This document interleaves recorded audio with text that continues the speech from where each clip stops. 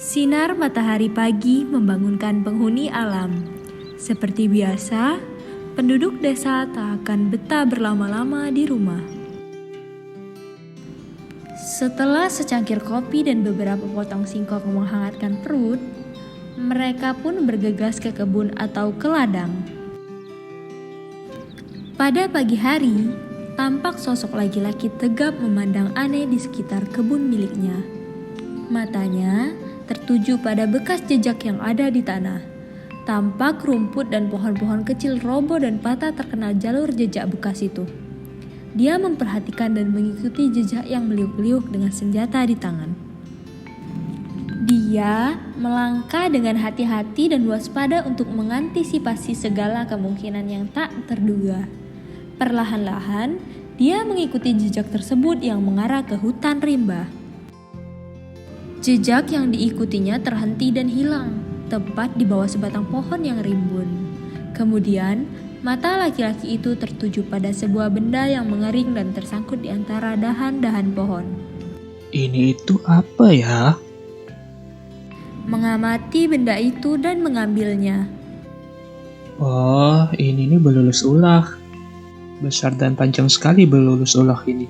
Tapi sepertinya proses pergantian kulit ular ini sudah lama terjadi sebab sebagiannya sudah hancur dan hilang. Aku bawa pulang saja belulus ulah ini ke rumah.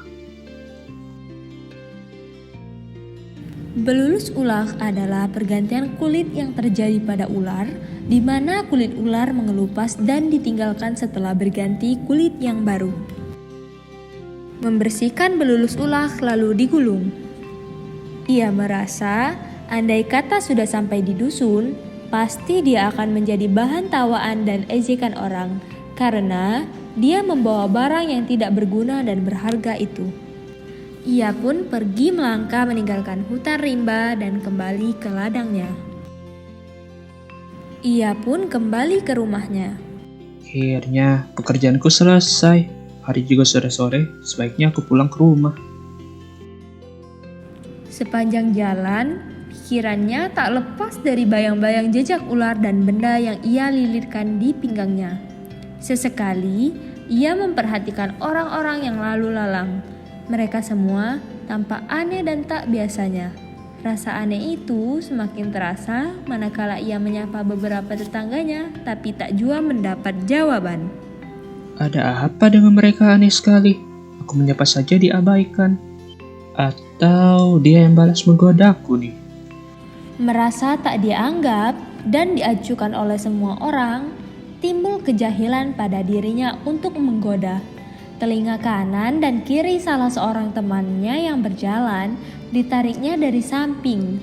Temannya kaget dan celingukan menoleh ke kiri juga ke kanan, mencari siapa yang telah iseng menarik telinganya.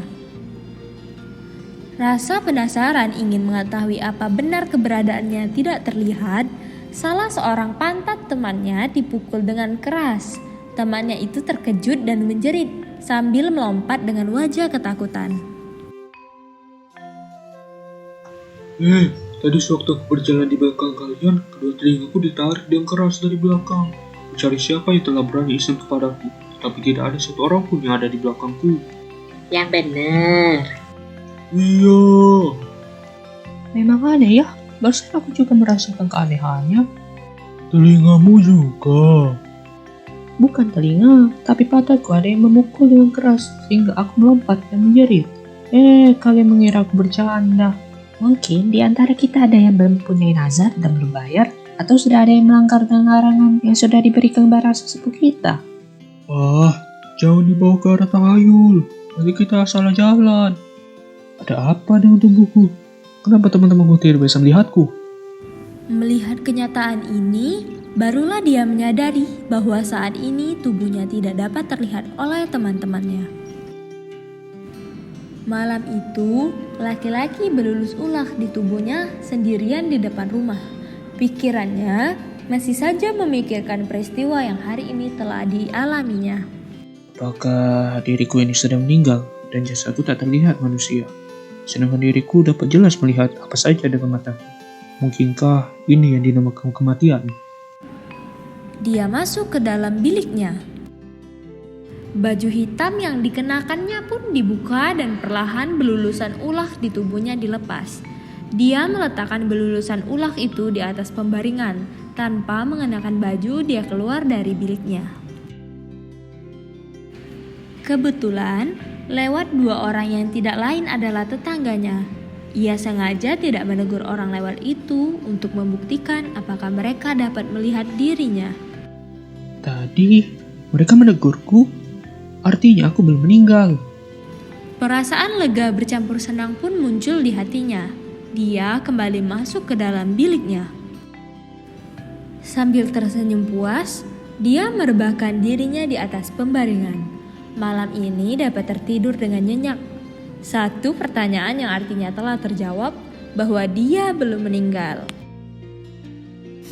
Keesokan harinya, dia sudah bersiap-siap untuk pergi ke ladang. Sebelum keluar rumah, dia memakai baju hitam dan celana hitam. Sebelum keluar rumah, dia tidak lupa melilitkan belulusan ulah di tubuhnya. Hari ini begitu cerah dan menyenangkan. Ia pun bergegas keluar rumah untuk ke ladang. Sudah beberapa kali dia bertemu dengan orang-orang dusun. Tak satu pun mereka menyapa seperti biasa. Kenapa mereka tidak menyapaku? Apa mungkin hari ini orang-orang yang kebetulan bertemu denganku sedang ada masalah sehingga tidak memperhatikan sekitarnya? Ladang yang digarapnya bersih dan teratur dengan baik. Semua yang ditanam tumbuh dan subur. Astaga, ternyata hari ini sudah siang dan perutku sudah kelaparan. Sebaiknya aku membersihkan diri lalu makan. Setelah membersihkan diri, dia menuju ke dangau. Di dangau, dia memakan bekal yang dibawanya dari rumah, mengisi perutnya yang sudah terasa lapar. Selesai menyantap makanan, dia pun beristirahat sekadar melepas lelah. Sebaiknya aku menyelesaikan pekerjaanku agar cepat selesai. Merasa istirahatnya sudah cukup dan tubuh kembali segar juga bertenaga, tanpa membuang waktu dan segera, dia meneruskan pekerjaannya yang sempat tertunda. Puyang menghentikan semua kegiatannya di ladang ini. Peralatan yang telah dipergunakan disusun kembali dengan rapi dan disimpan. Hari sudah sore. Sebaiknya aku pulang sekarang agar tidak kemalaman. Orang-orang yang kebetulan bertemu dengannya, tak satu pun dari mereka menegur dan menyapa dirinya. Mungkin mereka terlalu lelah bekerja seharian di kebun ataupun di ladang. Mengapa ini menimpa diriku? Semua orang mengasingkanku. Semua orang tidak melihat keberadaanku. Penat yang dirasakannya dibawa ke pembaringan. Ia berharap dapat melupakan kepahitan yang dialaminya. Suatu hari, Puyang yang memakai belulusan ulah melangkahkan kaki untuk mandi di sungai Ogan. Di sungai itu terdapat ibu-ibu mencuci dan anak-anak berenang. Pakaian hitam itu satu persatu dibukanya. Begitu dia melepas belulusan ulah yang dililitkan di tubuhnya, terjadi keanehan yang sama sekali tak pernah diduganya. Lihat, bukannya itu si Puyang. Iya, Puyang apa kabar? Kamu mau mandi di sungai? Baik. Iya, saya mau mandi. Permisi. Ini berarti dirinya sudah dapat terlihat kembali. Kejadian ini dengan cepat disampaikan warga kepada sesepuh dusun. Puyang yang selama ini dianggap telah menghilang dibawa ke tempat salah seorang sesepuh dusun. Puyang tidak melilitkan belulusan ulah di pinggangnya. Benda itu dibungkus dan dipegangnya dengan erat sekali. Di hadapan para sesepuh, dia menceritakan semua yang dialaminya dari awal hingga kejadian hari ini. Mendengar kisah pengalaman yang diceritakannya, membuat mereka senang dan bahagia juga merasa terharu. Pantas diacungi jempol atas ketabahan Puyang tersebut dapat bertahan hidup dalam kesendirian untuk mencari jawaban yang diinginkannya. Malam itu, Puyang yang memiliki belulus ulah dapat berbaring di atas tempat tidurnya dengan tenang. Dia menemukan jawaban yang selama ini membelenggu kehidupannya.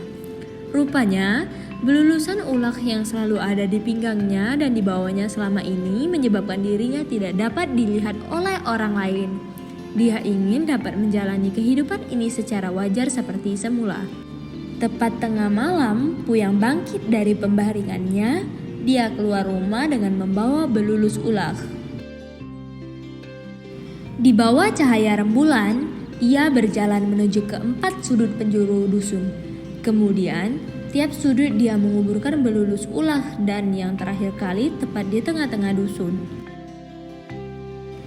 Konon katanya, setelah belulus ular itu terkubur di 4 penjuru dan di tengah dusun, secara gaib, dusun itu tak dapat dipandang kasat mata alias hilang.